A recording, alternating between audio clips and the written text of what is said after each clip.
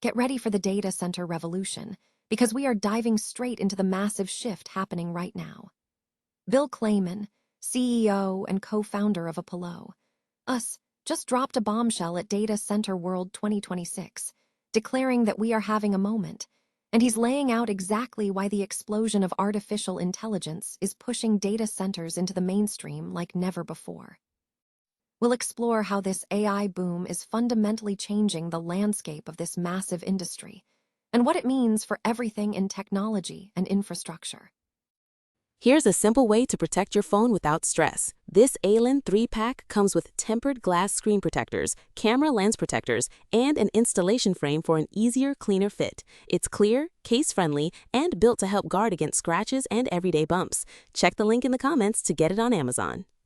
Next up, we look at local politics as the city of Sharon is taking decisive action regarding this growth. The Sharon Planning Commission has proposed a new zoning ordinance after the zoning board approved a data center project along Clark Street near downtown, and this new rule is setting some serious boundaries.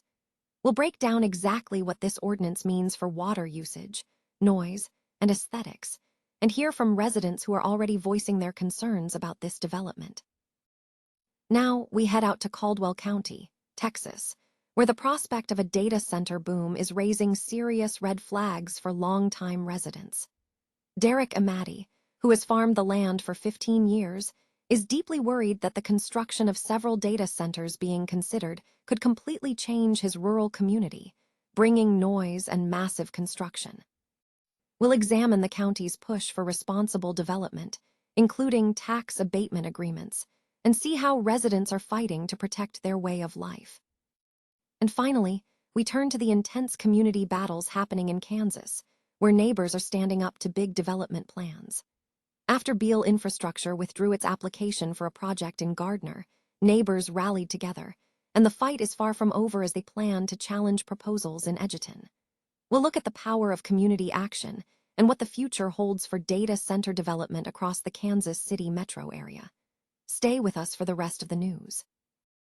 Data centers are experiencing a significant mainstream surge, driven primarily by the rapidly expanding influence of artificial intelligence, according to recent industry observations. This sentiment was highlighted at the opening of Data Center World 2026 in Washington, D.C., where Bill Clayman, CEO and co-founder of Apollo, Us, stated, "We are having a moment." Clayman noted that the interest in data centers is mushrooming across both technology and the general public. The trade show attracted a diverse media presence, including reporters from the Associated Press and Bloomberg, which are less frequently focused on facility-related events, alongside protesters. The discussion surrounding data center construction remains contentious. While supporters point to potential job creation and tax incentives, detractors raise concerns regarding environmental risks, noise pollution, escalating electricity costs, and increased water consumption. Areas like Loudoun County, Virginia, are recognized as Data Center Alley, underscoring the local impact of these developments. Despite the controversy, industry leaders demonstrated a strong commitment to innovation and sustainability. Many participants are actively exploring solutions such as renewable energy integration, including solar power and battery storage, alongside advanced technologies like liquid cooling and closed-loop water systems to mitigate environmental impact. Clayman projected significant future growth, asserting that, in 2026, more data center capacity will be deployed or under contract than in all previous year combined. He characterized the current era as being like a world that has discovered oil, but has not yet invented the internal combustion engine, suggesting that data centers are just beginning to reveal their full potential. Experts suggest that the impact of data centers on the broader facility management world and beyond is far from over, with significant developments anticipated in the coming decade. The city of Sharon is moving to modernize its zoning regulations by proposing a new ordinance that specifically includes data centers in its language. This proposal follows a recent approval by the city's zoning board for a data center project planned for Clark Street near downtown, to be built by Keel Infrastructure and set to break ground in October. The current zoning map in Sharon has remained unchanged since 2006. The proposed ordinance aims to update this framework by incorporating modern considerations for new industries. Daniel Bowling, a community planner with Mackin Engineering, presented the proposed map to residents at a planning commission meeting, emphasizing the modernization effort. Bowling noted that the new ordinance would remove outdated uses from the existing code, such as references to businesses that no longer exist. Key provisions in the proposed ordinance focus on regulating future projects, particularly data centers. These regulations include strict requirements. A data center would be prohibited from taking water from or discharging it into the Shenango River, mandating the use of a closed-water cooling system. Furthermore, the ordinance imposes restrictions on noise, lighting, and overall aesthetics, alongside providing protections for the city's power grid. City Solicitor Brett Stedman clarified the municipality's authority, stating that while local zoning can limit the location and control the use of businesses, individual municipalities lack the authority under Pennsylvania law to outright ban a business like a data center if it complies with state and local laws. Despite the planning efforts, community concerns persist. Several Sharon residents have voiced apprehension regarding the development, with one resident, Stephanie Blair, expressing concerns about the safety of data centers and stating that the community plans to escalate the issue to the state level. A petition on Change.org aimed at stopping the data center project has already garnered over 2,100 signatures. The Planning Commission is scheduled to vote on the new zoning ordinance in August after continuing to gather feedback from the community. Caldwell County, Texas, is facing a potential transformation as it becomes a target for significant data center development, sparking considerable anxiety among longtime residents. The prospect of large-scale industrial projects raising concerns about noise, heavy construction, and the long-term impact on the rural character of the area has become a central issue for local property owners. Derek Amati, who has farmed 10 acres in Caldwell County for the past 15 years, voiced his apprehension. He stated that the consideration of several data centers could soon encircle his property, expressing fear about the ramifications of such a massive industry moving into the region. It's going to be crazy, in my opinion, for such a large industry just to move in, with all the ramifications that comes with massive buildings, massive construction, Amati commented, adding that he would never have chosen the location if such development were anticipated. County Judge Hoppy hadn't confirmed that while 4 companies have expressed interest in the county, only one project, from Prime Data Centers, is currently moving toward construction.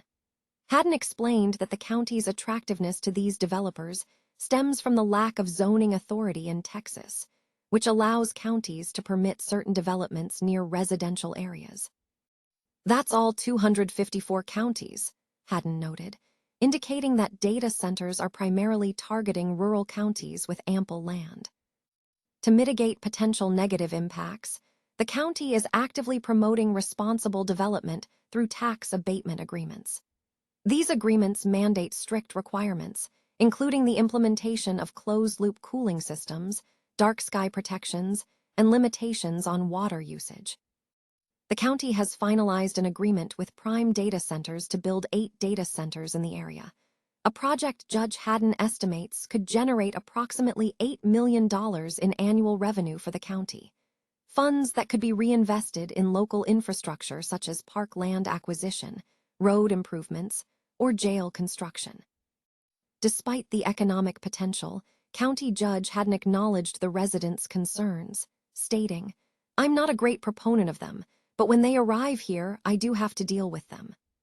Southern Johnson County experienced a significant victory for local residents after the city of Gardner announced that Beale Infrastructure, a developer proposing a data center, had officially withdrawn its project application. The decision followed intense community mobilization and opposition from neighbors concerned about the potential impact on their land, livelihood, and health. KSHB 41 reporter Ryan Gamboa was instrumental in bringing community concerns to light, meeting with approximately 40 concerned neighbors last week to gather support against the proposed facility.